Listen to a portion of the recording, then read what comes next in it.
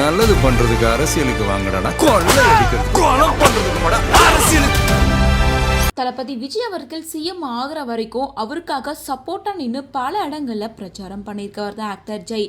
இந்த நிலையில அவர் முதலமைச்சராக பதவி ஏற்றதுக்கு அப்புறமா கூட அதை பார்க்கறதுக்காக ஆர்வமாக ரோட்லேயே 1 கிலோமீட்டர் ஓடி வந்திருந்தாரு. ஸோ இந்த நிலையில அண்ணனோட பாசத்துக்காக தான் இதெல்லாம் பண்ணுறாரு அப்படின்னு சொல்லிட்டு பலருமே ஜெய்யை செலிப்ரேட் பண்ணிட்டு இருந்தாங்க.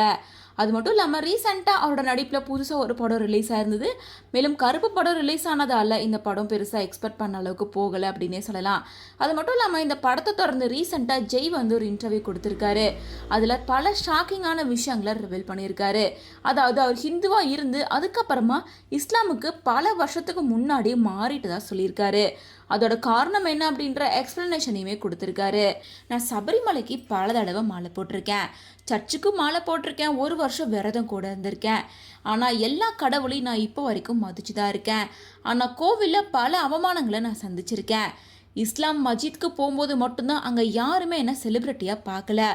மசூதிக்குள்ளே போகும்போது யாரும் என்கிட்ட பேசக்கூட இல்லை. கடவுள் மட்டுமே முக்கியமாக நினைக்கிறாங்க. என் கூட ஃபோட்டோ எடுக்கணும்னு கூட யாருமே கேட்கல. சாமி கும்பிடும்போது கூட பிடிச்சி தள்ளுறது, கிளம்புங்கன்னு சொல்கிறது, அந்த மாதிரி எதுவுமே நடக்கிறதில்ல. அங்கே எவ்வளோ நேரம் வேணாலும் ப்ரே பண்ணலாம் அப்படின்னு ஜெய் சொல்லியிருக்காரு. ஸோ ஜெய் சொல்லியிருக்க இந்த விஷயங்கள் பலருக்கும் அதிர்ச்சியை ஏற்படுத்தியிருக்கு. மேலும் இருதரப்பு வாதமாக தான் இது சோஷியல் மீடியாவில் போயிட்டுருக்கு.